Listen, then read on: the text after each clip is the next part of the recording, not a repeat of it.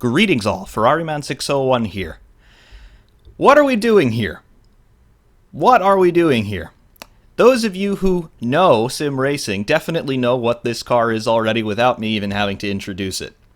This, of course, is the Red Bull X2010, also known as the Red Bull X1 in some of its initial launch spec guises. This is theoretically the fastest racing car that could be produced using current technology. Why are we talking about this? Why are we talking about a fictional car, and why am I doing a review on it? Well, with the advent of Halo for the 2018 Formula One season and talks about cockpit protection, driver head protection, things of that nature, I started to think about this, and I started to think about all of the other alternatives that were offered in place of the Halo, which was eventually accepted by the FIA to be standardized equipment on all Formula One cars from 2018, and I came upon this car. This is, as I said, theoretically the fastest circuit racing car that could be produced given current technology, the Red Bull X2010. With the introduction of Halo for 2018, everybody is embroiled in such acrimony regarding how effective is it. Why have they compromised the aesthetics of the cars so much? Why have they compromised the aerodynamics of the cars, particularly topside aerodynamics, so much with introducing this Halo device? And it just got me thinking about what really is possible given the technology that we have today, and ultimately I arrived at this as my conclusion. So I figured, let's talk about it. This car is nothing new. This car is 100% fictional, and it made its debut in the PlayStation 3 video game Gran Turismo 5 all the way back in 2010. So this car now is coming up on 8 years old. However, it is still the fastest car that we have available in Assetto Corsa. As far as I'm aware, it is still the fastest car, or some later variant of it, is the fastest car in the Gran Turismo series, and therefore, it is still the ultimate car that we can drive here in sim racing, at least when we talk about cars that are realistic enough. What is this thing? Well, it broke cover to the world in the Gran Turismo 5 video game in 2010. At that time, it was known as the Red Bull X1. This car is 100% fictional, albeit using very real-world technology. It is a concept design study put together by the head of the Red Bull Technologies Technical Office, Adrian Newey, you know that name, and by Kazunori Yamauchi as well. He is the founder of Polyphony Digital, and of course he is the main brain behind the whole concept of the Gran Turismo series. Yamauchi said to Adrian Newey, let's collaborate on something that could be, theoretically speaking, the ultimate circuit racing car. And after a lot of talking about it, a lot of sketches from the Polyphony design team, Adrian Newey was given this, and he said, it looks good, it looks really good, but let's take advantage of a little technical secret that was last trialed in Formula One anyway in the mid-1970s. Let's make it a ground effect car, and at that, let's make it an active ground effect car. Yes, let's put a fan in it, and this is the result, the X2010, X1, whatever you want to call it. The car has gone through a couple different design iterations since its introduction in 2010. This, of course, is the 2010 spec that we see here, but the car, as far as I am aware, has been updated all the way up to 2014. That car is called the X2014. It looks very similar to this. It's slightly longer in its wheelbase, and it has a larger rear wing, but it still has the fan, it still has all the cowlings everywhere, it still has that canopy over the cockpit, which we'll talk about. So essentially, it's just a slightly updated version of the same car, and the performance figures are quite similar. Speaking of those performance figures, what does this car have to offer us in terms of its efficacy out on track? Well, I mentioned that it's using realistic, if not current technology to do all of its bidding, and yes it is. The engine in this thing, it's a twin-turbo V6. It's not all that dissimilar from what we see in IndyCar in terms of the engine configuration, and it's not all that dissimilar in terms of what we see in Formula One. Slightly higher displacement, and twin turbo, so Formula One using single turbos, but generally the overall theory of the car's mechanical layout is quite similar to a modern Formula One car. This car, however, does not feature any hybrid system, so there's no KERS, there's no energy recovery system, there's no MGU to speak of, so it is just, for for the most part, a traditional drivetrain. That twin-turbo V6 engine is driving a 7-speed semi-automatic gearbox, so in terms of the technology available at the time of this car's development, this is 100% in keeping with all of that. Nothing too futuristic going on mechanically on this car. Doing all of the car's downforce generation, though, to the tune of like 85%, though, is a gigantic underbody fan. It's a ducted fan, and if we look at the rear of the car, you can see the outlet for that fan right there. That fan is ducted into the under tray. This car has a flat under tray, no skirts or anything on this car really, but it's a flat under tray and there are two big intake ducts right in the center of the car, right below the cockpit, and that is the intake for that fan. So it's sucking that air from underneath the car, creating a partial vacuum, therefore atmospheric pressure, and of course any download pressure generated by the front and rear wings is going to create downforce, push this car down into the track, and it does create some absolutely astronomical cornering speeds. This car has the capacity to corner, theoretically speaking, at over 5G without moving. Yes, you heard that correctly. This car is theoretically capable of generating about 80 to 85% of its total downforce at a standstill. That's because that fan is always running. It's constantly sucking air from out underneath the car and blowing it out the back, therefore creating a lot of pressure differential relative to the bottom of the car and atmospheric pressure, therefore downforce. So this car is pretty much at maximum downforce standing still. Once you do get up to speed and you start to get airflow over those front and rear wings, the downforce does ramp up a little bit. The wings are not generating all that much downforce relative to the underbody fan, but this car, at speed, with the fan running, and with those wings generating maximum downforce, this car is capable, in theory, of producing over 9G of cornering force. Yeah. That's absolutely crazy. If you want to find another vehicle that's capable of producing 9G of cornering force, you start to look at fighter jets, and not just fighter jets, the most elite fighter jets. I'm talking about the F-15, the F-18, the Eurofighter, the F-35, the F-22, things of that. So we're definitely in fighter plane territory in terms of this car's lateral accelerative capabilities.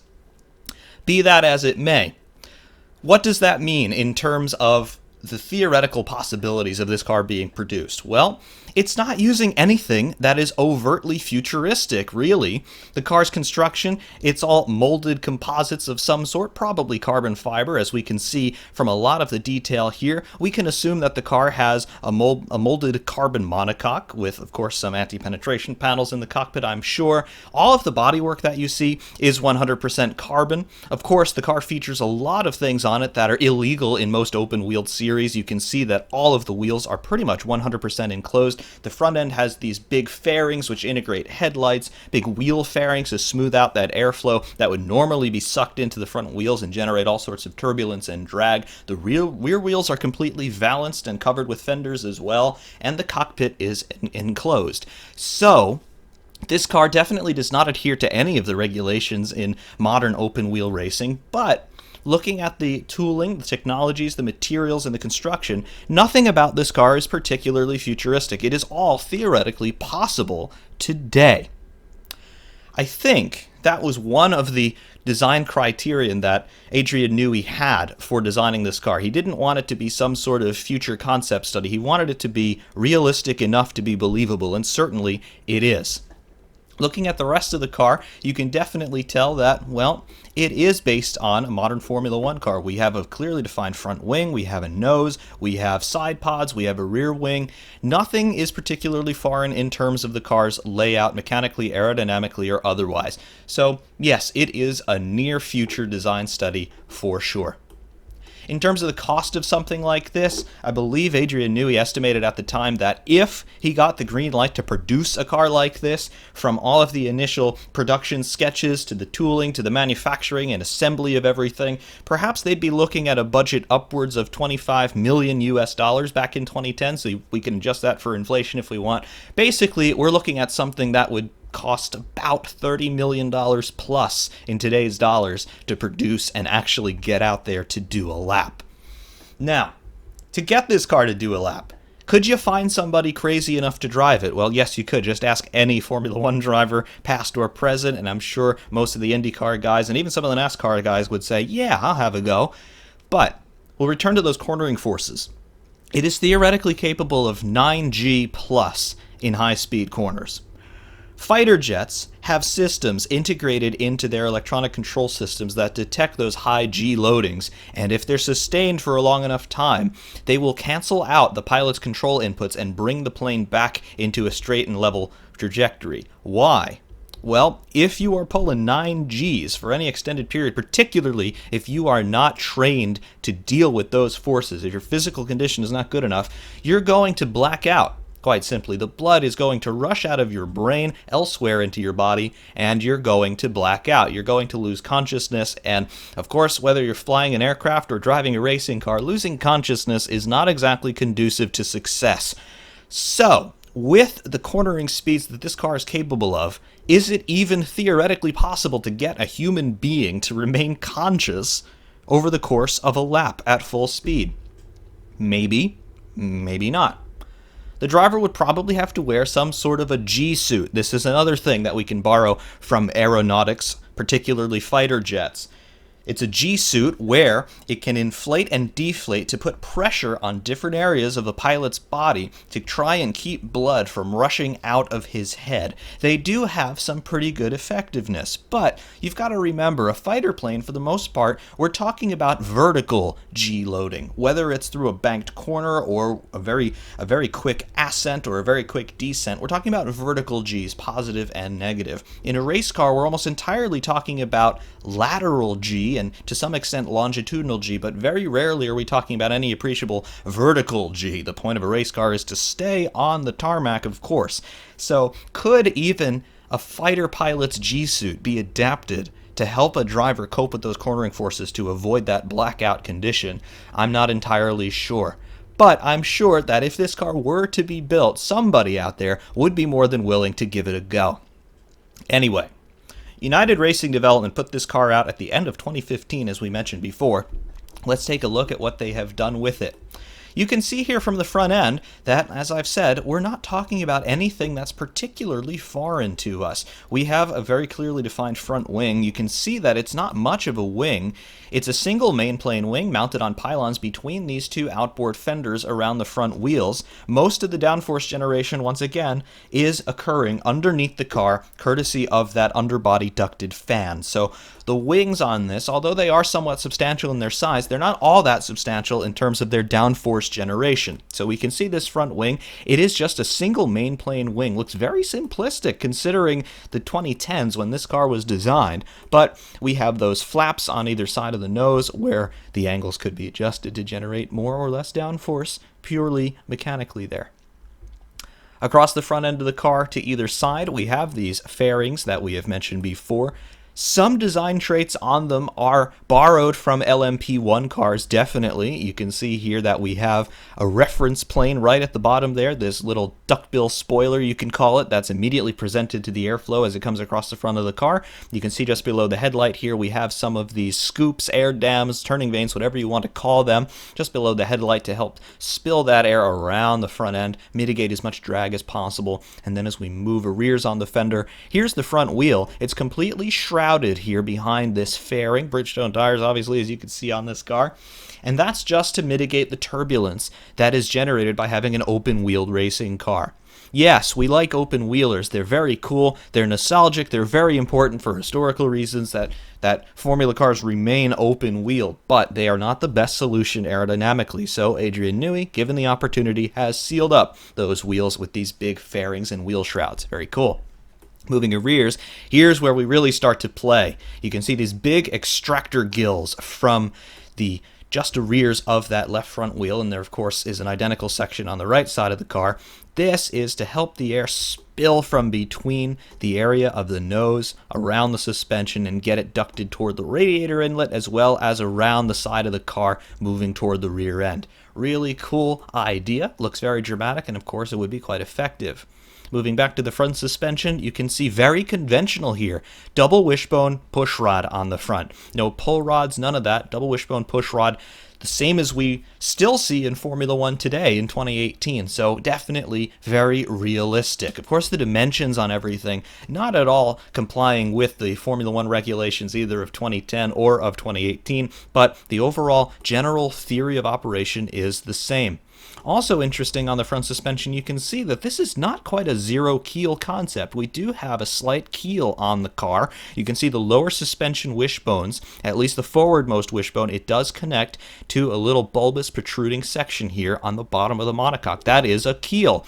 We do have a zero keel idea on the rear wishbones though. That's just bolting directly to the monocoque there in its overall dimensional line there. But interesting to see that Adrian Newey didn't go for a zero keel concept. Very interesting.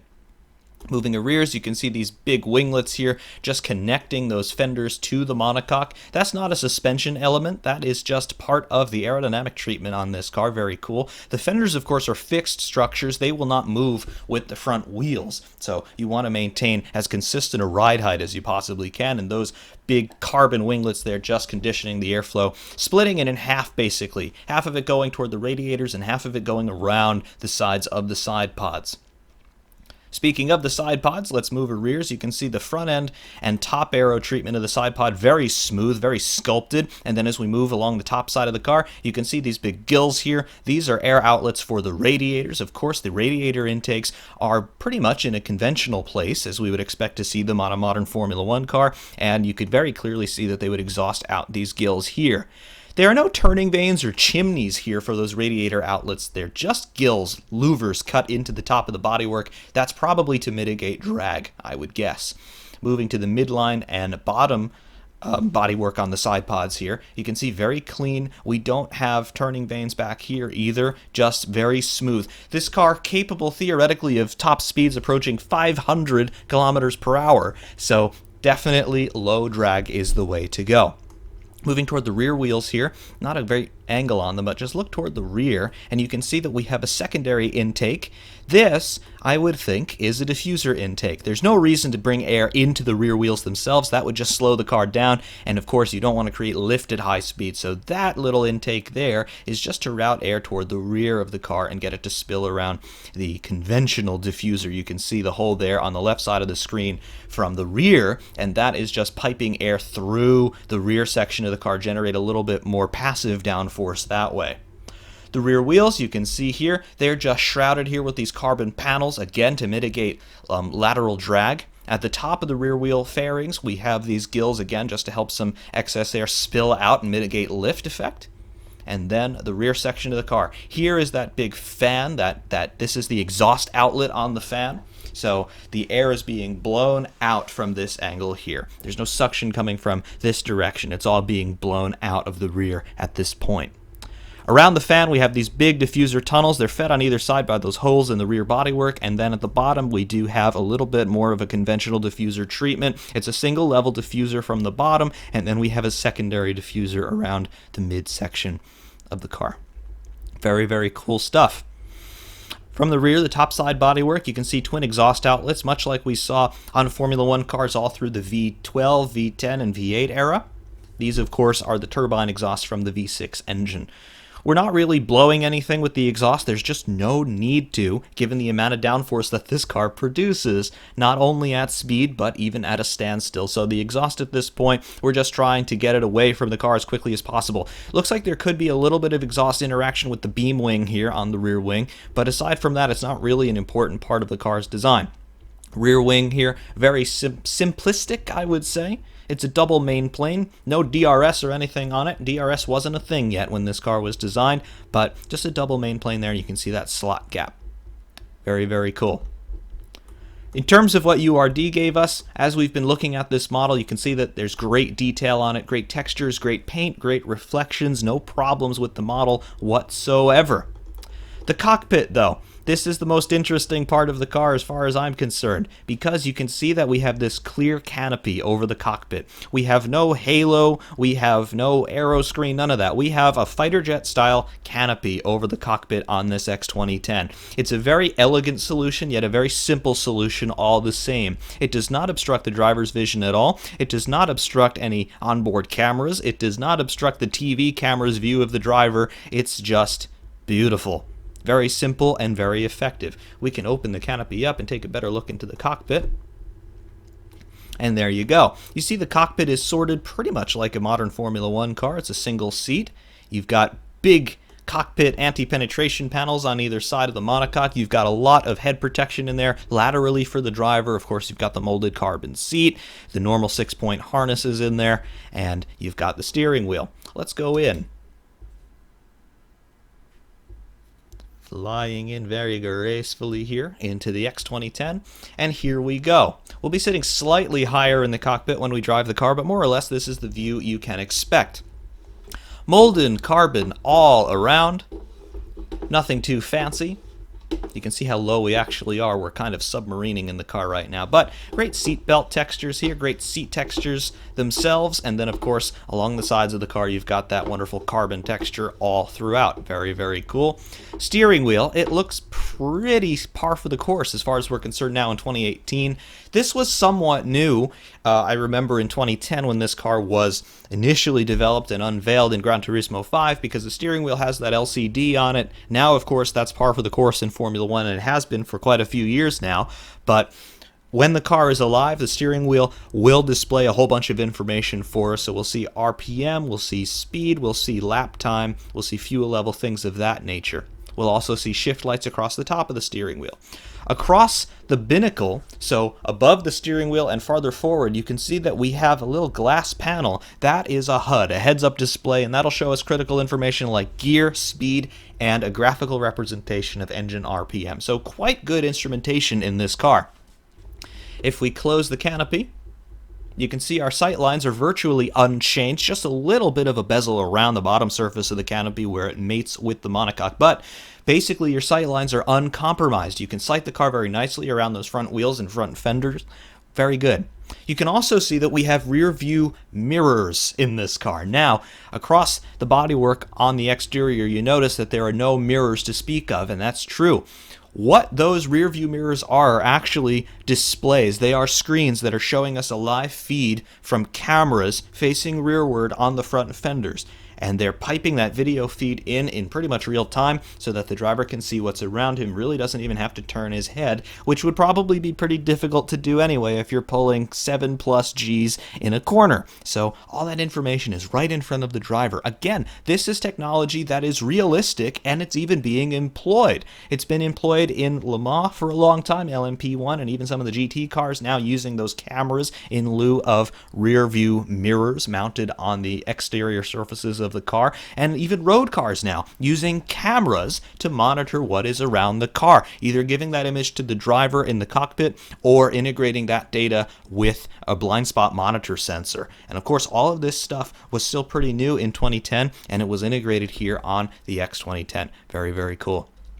If we leave the cockpit, you'll see where we have those cameras mounted on the fenders. Once we get control of the camera again, there we go. You can see that we have cameras mounted. Just look at the front left fender. You can see that little lipstick area, that black area inside that pseudo naked duct. That's one of the cameras. There is another one, of course, on the other front fender. And this is the view that the driver is getting on those LCD monitors in the cockpit on either side of the steering wheel.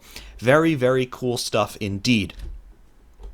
That pretty much covers the showroom piece on the X2010. It's a really fantastic car. It's not a real one, but it does represent what is theoretically possible using today's current technology. The only thing that remains for us to do, of course, is to drive the X2010. This is such a fast car in a straight line, and it's such a fast car in the corners that there are very few modern circuits that are really suitable for it. Yes, this car was designed to run on modern circuits, but the car is just so fast that the typical course of a lap is cut pretty much by 20-30%. When Sebastian Vettel shook this car down in Gran Turismo 5 back in 2010, he reset lap records on the Nürburgring Grand Prix circuit and at Suzuka by over 20 seconds per lap. So over a 2010 Formula One car, this is 20 seconds a lap quicker. That's absolutely mind-boggling. And it's doing most of that time gain in the corners. Of course, it is pretty fast in a straight line, as we mentioned, but most of its advantage over a modern Formula One car is in the corner. So it's not just a high horsepower straight line monster. This thing can turn really, really well. 9G pretty well. So we're going to go to Monza, and we're going to drive this car so we can see an interesting split between its straight line performance and its cornering performance. There are some medium to high speed corners at Monza. This car will definitely shine through there, and of course it will shine down the straights as well. We'll see you at Monza in a moment. Welcome to Monza. As always, before we get out on track, let's have a look through the setup screen and show you what's going on here with the Red Bull X2010. Here on the gear screen, you can see the whole gearbox, 1st through 7th gear, plus final drive. This is adjustable to your heart's content. On default gearing, you can see that we're maxing out theoretically at 493 kilometers per hour. No, we will not be approaching those speeds today because although Monza has some long straights, we still do have to remember that we're on planet Earth with air resistance and, of course, rolling resistance, things like that. So we'll be hitting about 430 or so down the straights. Still ridiculously fast. Tires, we have one tire compound. It's these experimental slicks. One has to wonder about the tire technology that would be required to get this car to do a lap. I would say that's probably the one thing that could hold this concept back, because we're talking about straight line speeds in excess of 400 kilometers an hour. It's about 250 miles an hour, and then cornering forces in excess of 7G in some situations. I don't know if there is a tire in existence that'll hold together at those kinds of speeds, and particularly at those sorts of lateral forces, but certainly it is food for thought. Tire pressures default here to 16 psi. They can go down to 12 or all the way up to 22. Fuel, we've got it zeroed out to keep the car quiet, but maximum fuel capacity is 131 liters, as you can see there. Shut the engine down again. Electronics, traction control. We are running traction control in this car. We have 1,506 horsepower in this car. So over 1,500 horsepower. It's all going to the rear wheels. So yeah, traction control is your friend. Aero, front and rear wings, they default to 6 degrees front and rear. They do go down to 0 on the front and 10 on the front, and 0 on the rear, and also 10 on the rear. You can see the angles of the flaps do not change according to your aero setting, but the effects are modeled, of course, in the sim. Alignment, camber and toe on all 4 corners. Default values are shown. Dampers, your bound and rebound, fast and slow for all 4 corners. Drivetrain, differential adjustments in power, coast, and preload. Generic, brake bias, it defaults at 60% to the front. Suspension, anti-roll bars front and rear, as well as your wheel rates and ride heights. The advanced suspension settings, your travel ranges, and packer rates for all 4 corners. And that is about it in terms of the setup on this car. We're going to do our first run here on the default setup. We're going to not put a whole lot of fuel in. 20 liters should do it. And then to the cockpit. Now with the car alive, you can see our driving position, and you can see the steering wheel is all alight with its displays. At the top there in the ancillary HUD, we have our gear position indicated, neutral right now, our speed readout, 0 right now, that will be in metric, and then below that we have a tachometer. The steering wheel itself, you can see that we have a speed readout there, reading 0. We have our current lap time just ticking past 407 at the moment. Fuel level in liters, that's the 20 immediately to the left of our lap time, and then below we have our rev counter idling here at 4,300 RPM. The red line on this engine is 15,000 RPM, so these are the revs that we really should be seeing in Formula One, but we're not. Of course, on the steering wheel in the top section, we have shift lights. They'll come up as the RPMs go up and we go up through the gears. And that's about it in terms of instrumentation. Of course, you can now see the mirrors, if you want to call them mirrors. They're really monitors, as we talked about in showroom view. They're displaying what's behind the car. At any rate, prepare to see the fastest thing on 4 wheels. We're going to take this install lap pretty slowly. Just sitting there about 70% throttle, already past 250 clicks. Remember, 1,500 horsepower with a semi-automatic gearbox, with slicks, with tons of aero, and with a big fan in the undertray. This is a very serious car. There goes 320, 330, 340, 350. Still not really in the power band. You can definitely tell that we're not dealing with something that is quite current tech.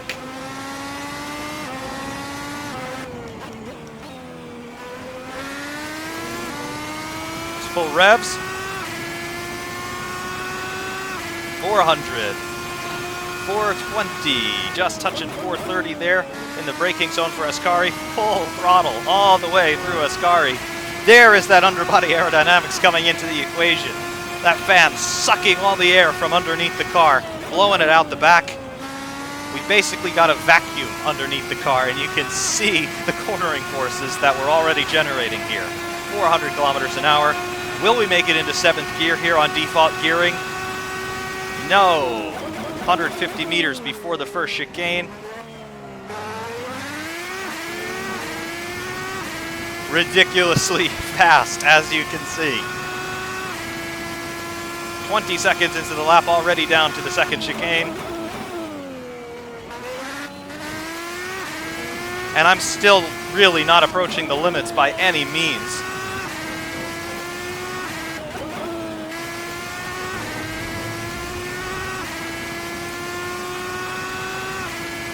.40 seconds in the lap, 41 underneath the banking. Through Ascari, a little bit of a bobble. 50 seconds already down the back straight. Into Parabolica, 4th gear, hard on the power. No wheel spin to speak of here. 5th gear, 6th gear, and there's a lap in 1:03.764. It's fast. It's really fast. Monza, this is a 3.6 mile circuit. We did it in 1 minute and 3 seconds.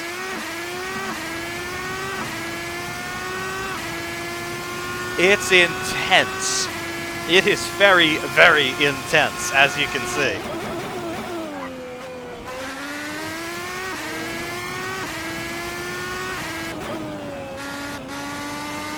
What I would like to do, though, is talk a little bit about car setup, as well as talk about the adjustments that you have to make in your brain when you drive a car like this. It doesn't matter what kinds of cars you're used to driving. Of course, you know I like open wheelers, particularly Formula One cars. And yeah, certainly this car is a lot similar to those in a lot of respects, but it is also completely different in many other respects. And it's not just about the straight line speed. Let's dive into the pits here, and we'll have a look at the setup. And we'll also talk about what my brain is doing to try and wrap itself around the tremendous level of performance that we have.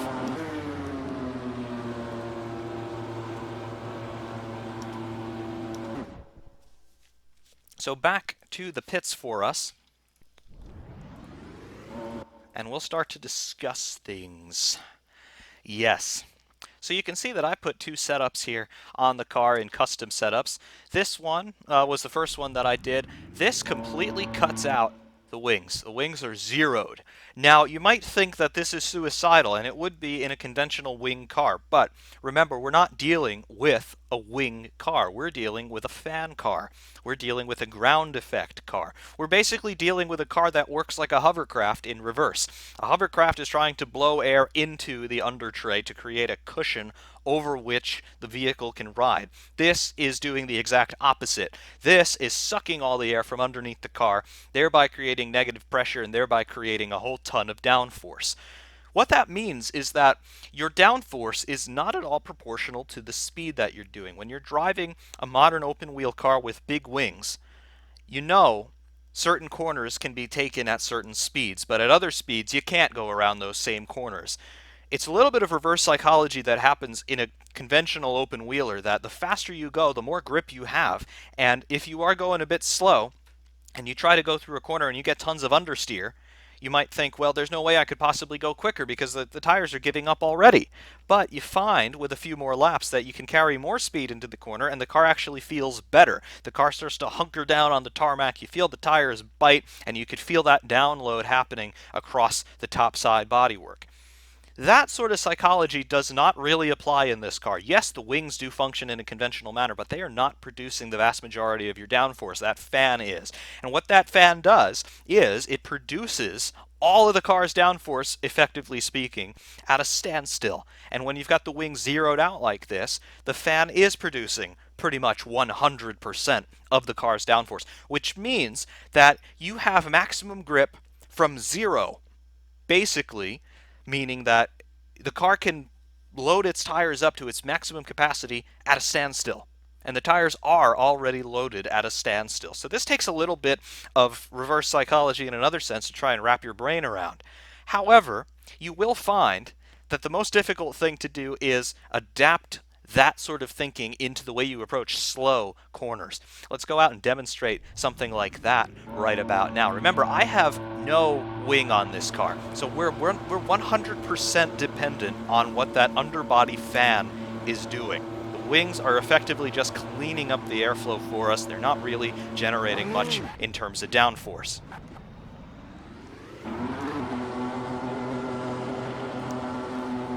I've also updated the gearing a little bit on this setup, so we'll be able to get into 7th gear down the straights. But I want to show you what's happening. You can see the car just immediately responds to my steering input at those low speeds. That would give you instant understeer in any other car, and even in a modern Formula 1 car with all of its wing-generated downforce, that's going to give you tons of understeer. But this car, it's generating downforce all the time, regardless of its actual forward airspeed. That means that your speed is actually somewhat irrelevant.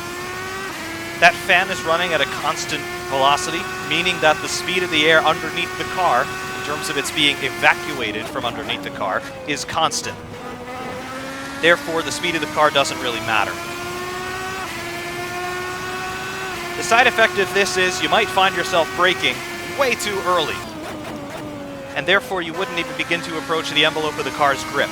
Because again, that fan and that underbody arrow doesn't care about whether you're moving forward or backward or if you're even moving at all. 438 clicks.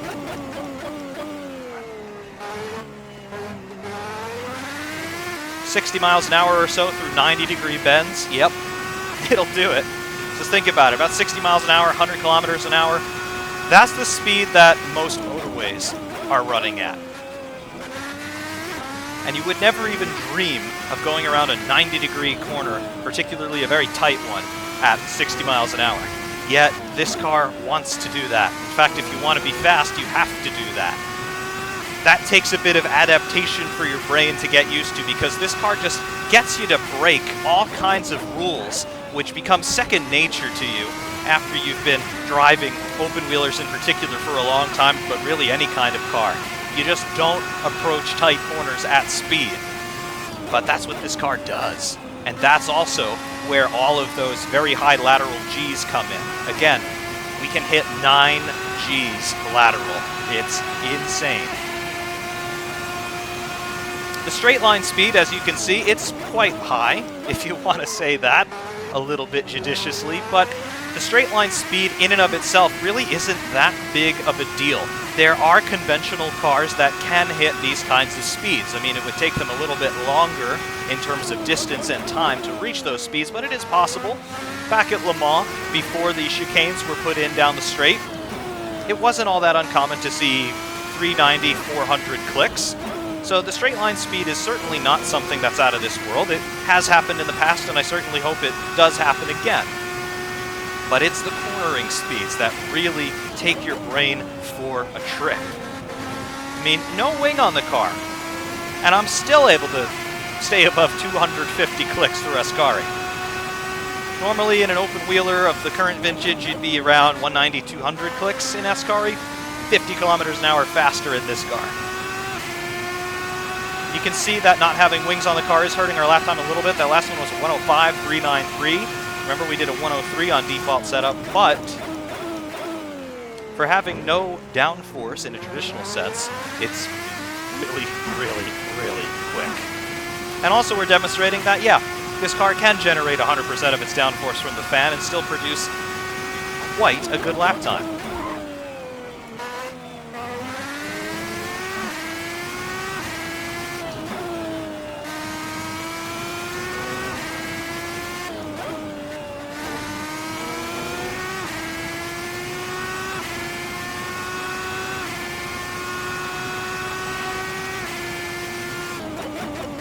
In terms of what it's feeling like from the force feedback, particularly going through corners at these speeds, you'll notice down the straights I've got a lot of buffeting. Remember, you're still going over all the same bumps and dips and crests and things, even if they're minuscule, that all exist on this circuit. You're just going over them at a greatly accelerated speed, so the vibrations through the steering and the changes in steering weight, they all still happen. They just happen at a greatly accelerated pace, so that's part of the reason why we've got so much buffeting down the straights, and we've completely messed up the first chicane. But you can see, even though we went airborne over those sausage curves, the car sucks itself back down as quickly as possible.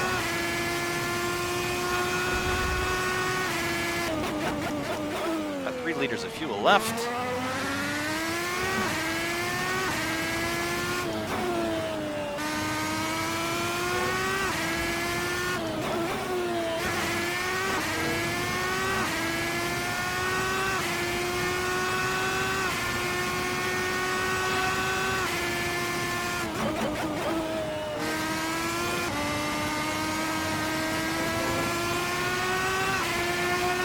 You'll also notice, yes, we are sitting in an enclosed cockpit, but can you really see that? No. Sometimes you'll catch the odd shadow or the odd reflection, but no, doesn't make one bit of a difference. That's not what can be said of Halo, that's for sure. And the auto brake at the end of the pit lane is flat spotted the tires big time, so now I've got that vibration from there.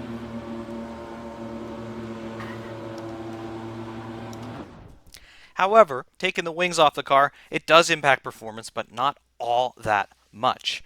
Coming back into the pits, here's more of a reasonable race setup that we can get on this car. You can see the gearing here. We have shortened 5th and 6th, and we've kept 7th about the same. So topping out at 453 clicks, we won't hit those speeds again, but you can get the theoretical potential. Tire pressures, we've dropped to 12 psi, 20 liters of fuel. DC still at 4, and the wings at default values here at 6 degrees front and rear. Everything else remains on the default setup. It feels pretty good, and as we demonstrated, the default setup is fast. The only other change I've made, ride height. I have lowered the front and rear a bit, still maintaining a little bit of rake in the car. Our ride height at the front is 67 millimeters, and our ride height at the rear is 73 millimeters. We could lower this even more, and we may well do so in a little bit. Let's go out on this setup and just bask in the glory of this thing. It's fast.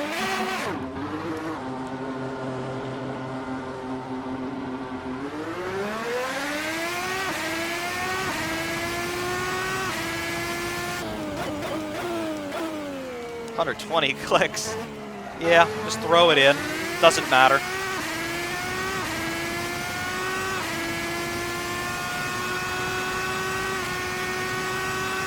There's the shorter 6th and 7th gear now.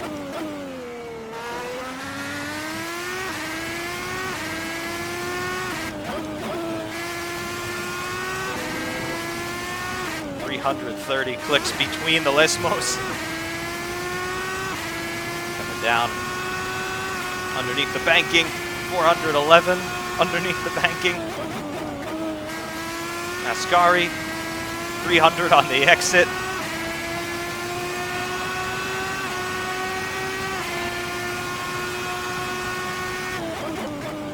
Yeah, it's it's absolutely cartoonishly quick. 420, 430, 440, and we've missed the first chicane. Another thing that happens is because the speeds are a lot higher, everything just, of course, happens a lot more quickly, which means that you're going to approach your brake markers a whole lot more quickly. Generally speaking, you can use the same brake points as you would in a modern Formula 1 car. Just remember that your speeds are going to be about 100 kilometers an hour faster than they would be in a modern Formula 1 car. So your retardation is accelerated, as is your acceleration, obviously. So even if you are using the same landmarks, the same braking points, things are still going to happen much more quickly, obviously. I know it sounds pretty basic, but trust me, it takes your brain on a trip.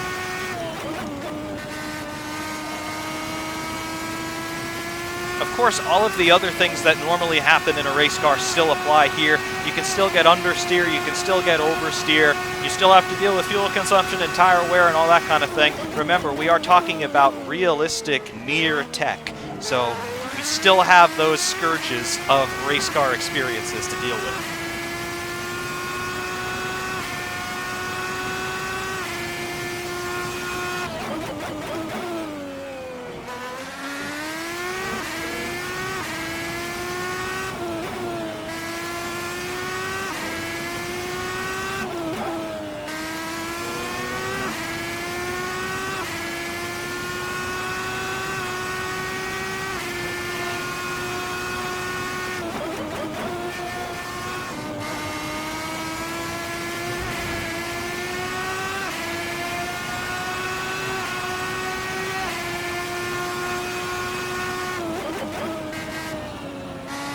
Understeer for Parabolica, that's okay.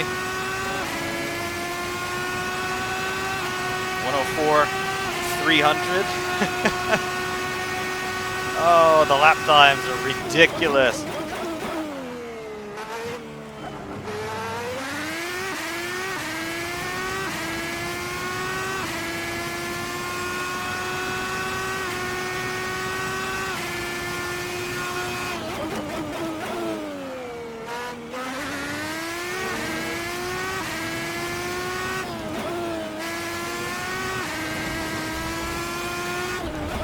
Bit of AstroTurf, a little bit of grass, a little bit of gravel. That's okay. Just suck that through the fan, too.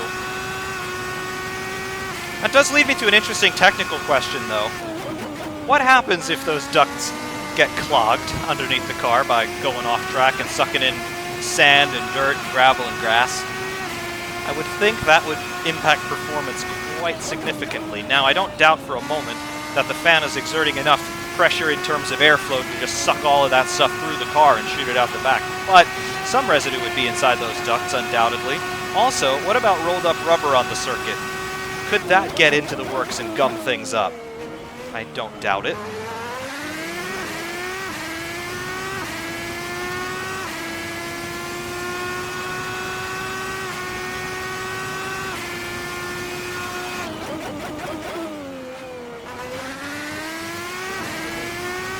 See, though, after doing a handful of laps, your brain does start to make adjustments. The tires are starting to go off a little bit, so we're getting a little bit more understeer than we were on the earlier laps. That acceleration, though, and the decelerate, I'm not entirely sure what's more impressive. Is it the XL or the decel? They're both equally tremendous.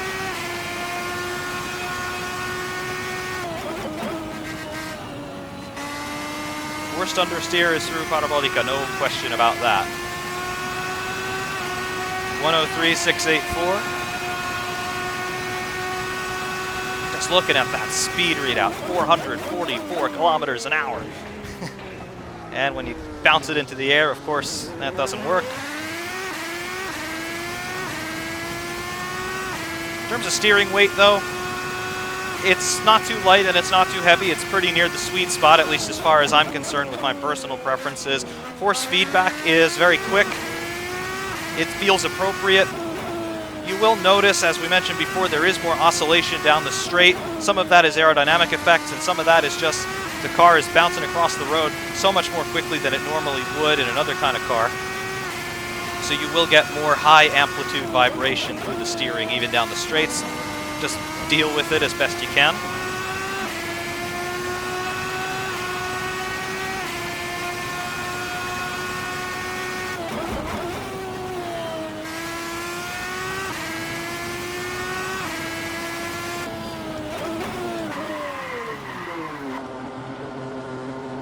Diving into the pits, you can see there the auto brake just completely massacres the tires. Because remember, you're approaching the pit lane at about 250 kilometers an hour at that point. But in a race situation, it doesn't do you any better to slow down ahead of time. Just make sure that if someone's pitting in front of you, don't run into the guy in front under the auto brake, because that would be annoying. Back to the pits. I mentioned the ride height before. We can lower that.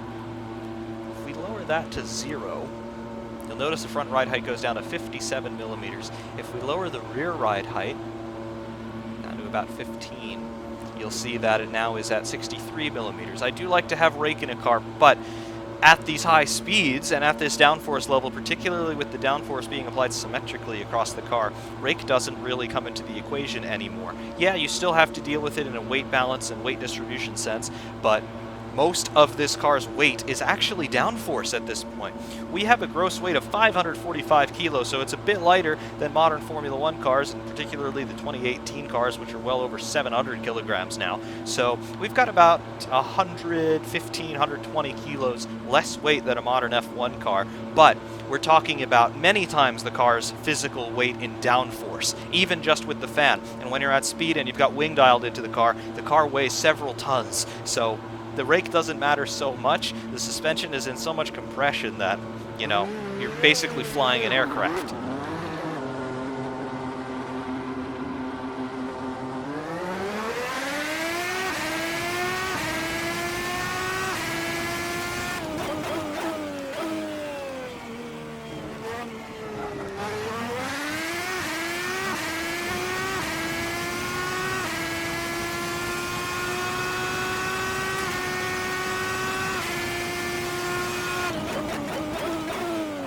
Lower ride height, what does that mean?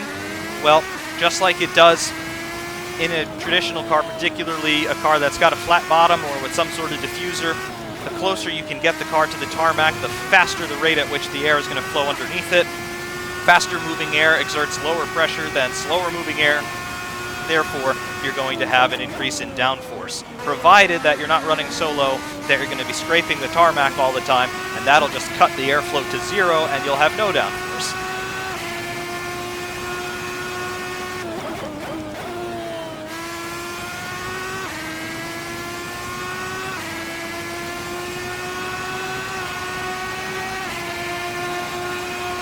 Might see a slight increase in straight line speed. Remains to be seen. Something tells me, though, that somewhat counterintuitively lowering the ride height actually makes the car a little slower.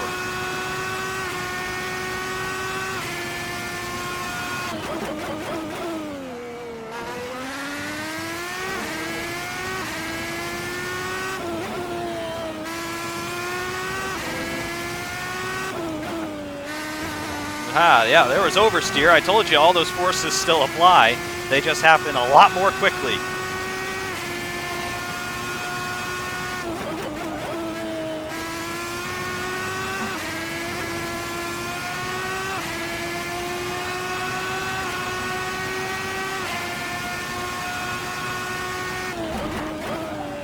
gotta be so careful not to pick up grass like I did there. The car is wider than a modern Formula 1 car by a little bit. And remember, you've got those fenders sticking outboard as well. You can pick up grass and it can mess you up.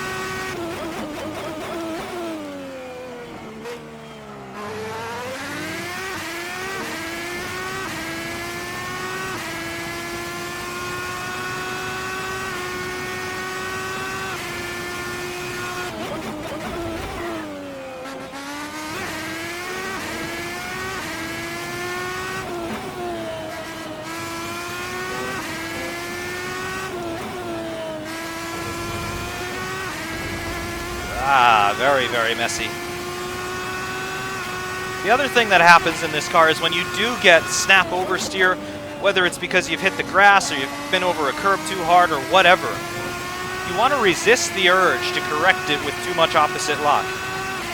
In a traditional wing car, if you have exceeded aerodynamic grip but your mechanical grip is still within its limits, and that's particularly possible with the modern slick tires that they run in Formula 1 and Formula 2 and IndyCar, what can happen is the car will start to step out, you'll correct it with opposite lock, but the front axle is still gripping, and that's just going to catapult you off to the opposite side of the road.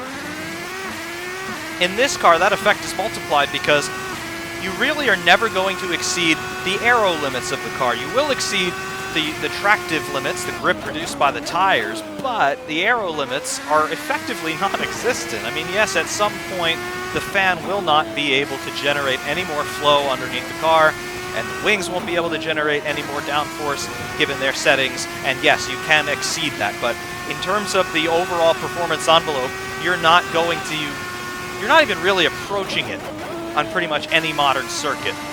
So don't worry about aero grip. Mechanical grip, though, those tires are your limiting factor.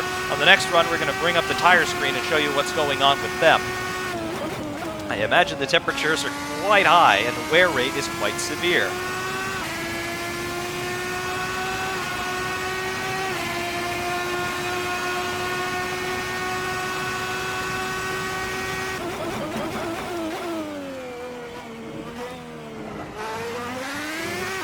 See, though, the amount of braking force that we're applying in the big braking zones, those big stops at the first and second chicanes, pretty much full of brakes. You're not really going to lock them up.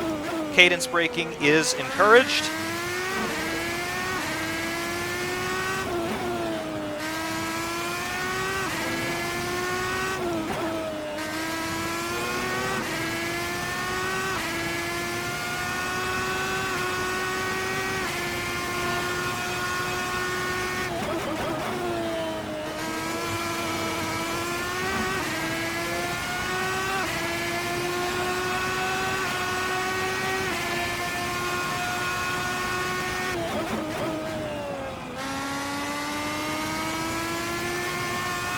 Bit of understeer and oversteer combined. Yeah, auto brake, you lose all control over the front axle and then you get massive flat spots, as you can see.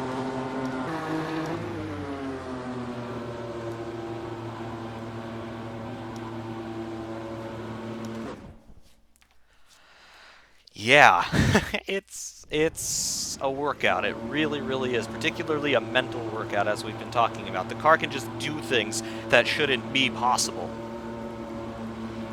As we said, the only tire compound available to us are those experimental slicks.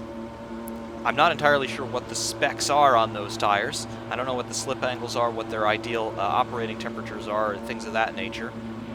But what I do want to do is bring up the tire screen and just show you what's going on with those tires as we're driving along here. There's our suspension. It says car engineer. Where is the tire screen?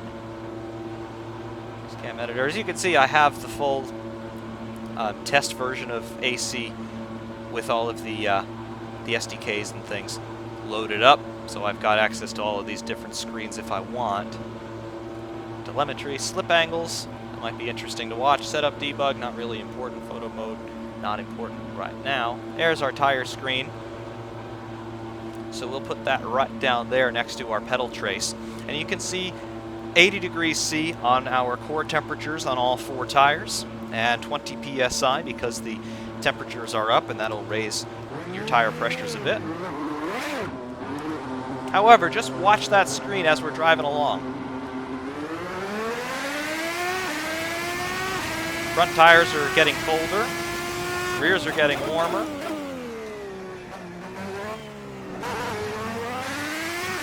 However, with the straight line speed building and going through Curva Grande even, we're going to be putting more heat into those tires. After a couple laps though, just look at the state of them.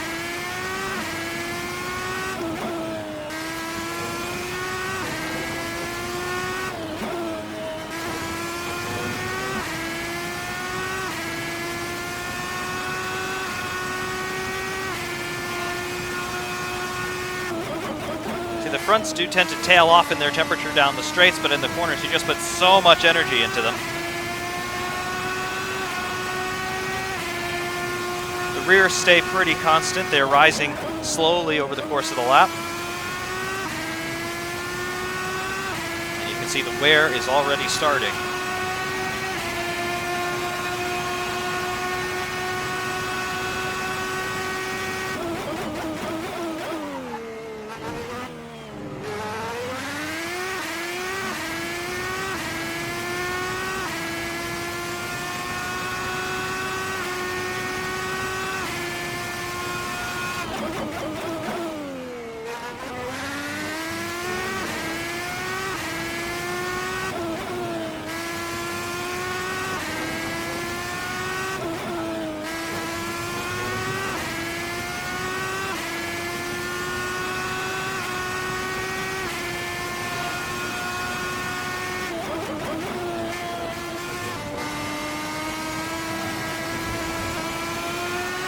I do have to say, for the speeds that we're doing and for the forces that we're transmitting through those tires, they hold up tremendously well, all things considered.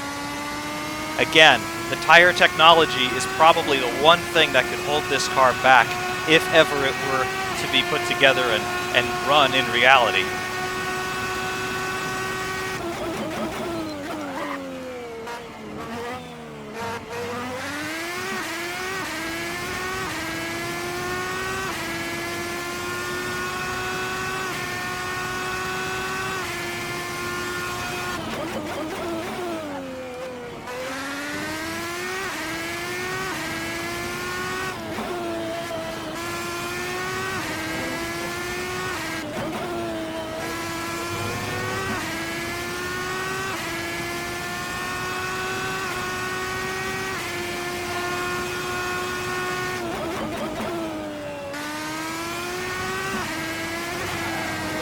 Okay, and that's a crash. Huh. Snap oversteer. I think I got over the inside curb at the final element of Ascari a little bit too hard, and that just made us bite the dust, or more properly, bite the barrier.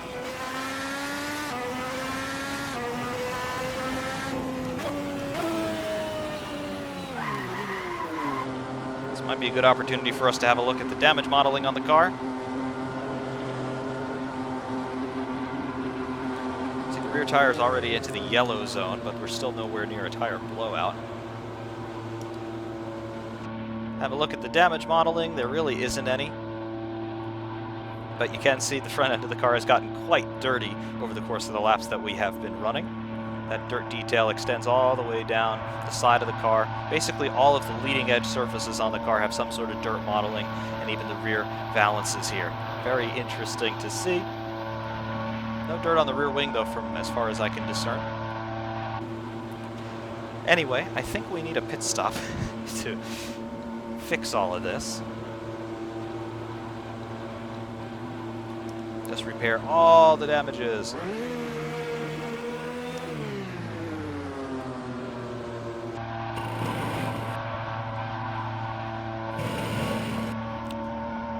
You can see decent pit crew detail there.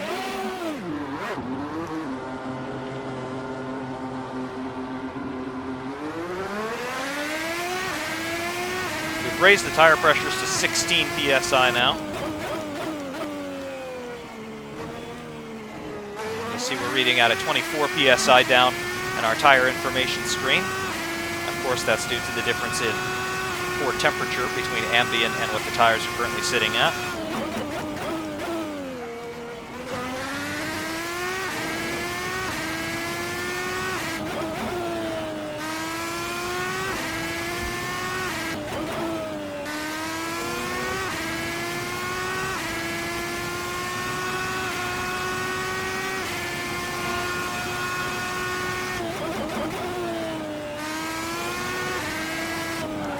Oversteer. What's going on through this corner?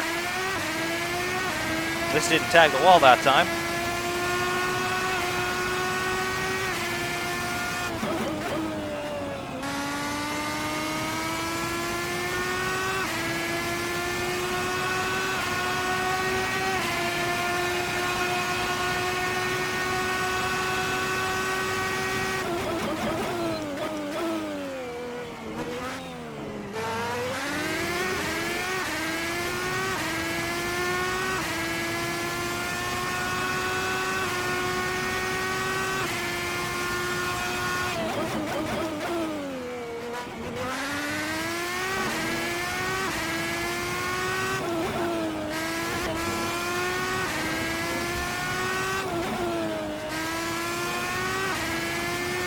Oversteer out of the second Lesmo corner as well. See how it is through Ascari Understeer into oversteer into understeer again. Yeah, still a bit of oversteer on exit. You know, I do wonder, we were talking about those ducts underneath the car before. I have to wonder, did URD model the ducts in their ability to pick up debris and stuff? Because it feels like I don't quite have the same downforce as I did when we started this run.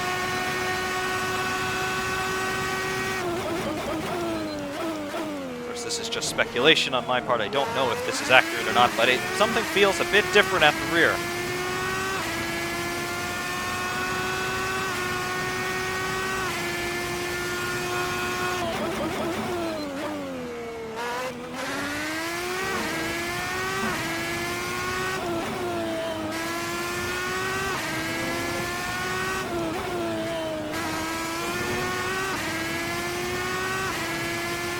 Crank up the DC a bit.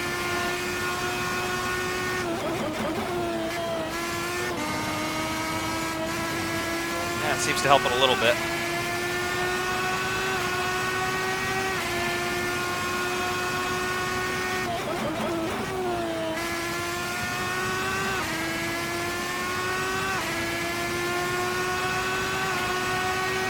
It's 103.975.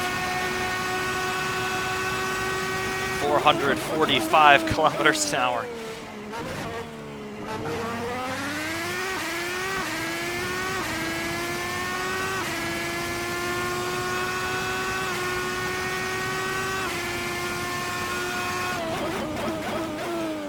Speeds are just crazy.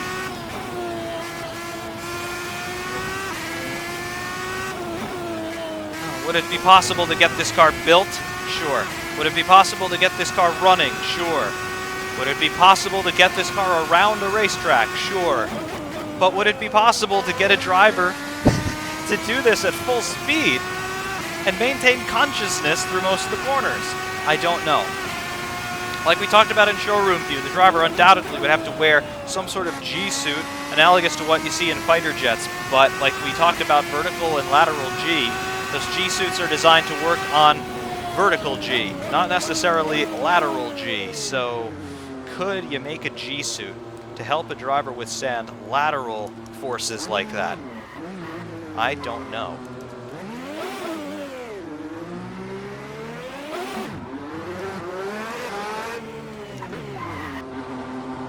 I certainly do not know.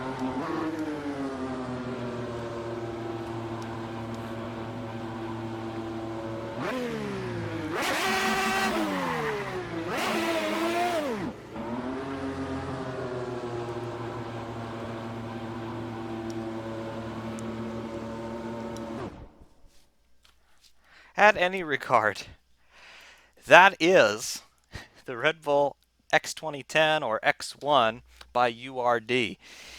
You can see we've gotten the car quite dirty in the few laps that we have done here. The front end is just really in need of a wash now. And you can see here, even in the underside of the monocoque, it's just covered in dirt. But that is what this car does. And like we said in showroom view, it's not real. This is a fictional car, but it is very strongly based in the capabilities of current technology. This is what could be theoretically possible with the materials and construction techniques that we have at present. Therefore, perhaps this is a present-future kind of car. It's definitely realistic. It's definitely near tech. The problem is, could you get a driver to survive the forces? Now, in terms of a race series with a car like this, could we see something like this in Formula One in the future? There's a concept by Renault which superficially looks somewhat similar to it. It certainly wouldn't be going as fast as this car. It certainly wouldn't have an underbody fan sucking it to the road. But could we see future open-wheel design go in a direction like this? It's certainly possible. Would we see active aerodynamics? definitely on the top side. As we have today with DRS, I think things like that would continue in the future. Perhaps movable front wings would make a comeback as well, but I don't think anybody's going to be making a fan car anytime soon. The speeds, as we've seen, are just way too high, but it's not so much the speeds that are the problem, it's just the force that generates, not only on a chassis but on a driver, and we're really approaching the limits of what human beings can withstand in terms of forces on the body. So until somebody figures out how to remedy that problem, I think a car like the X2010 and its successors are still going to be consigned to the realm of sim racing in video games. But it is always very interesting to look at what the limits are of current technology and just maybe extend our mind's eye a little bit into what if. Is it possible? Yeah, I think it is possible. Is it probable? No. No, it is not. But it is always interesting to consider, if for nothing else than for the sake of a thought experiment. Anyway, thank you all very, very much for watching. There are hot laps to follow here from Monza, so please do stay tuned for the hot laps both from external and onboard views. Thank you all very, very much for your continued engagement, your continued support. I really appreciate all of your subscriptions, your comments, your likes, and of course, your shares. Until next time, FerrariMan601 saying thank you very much and stay tuned for the hot laps. We will see you soon.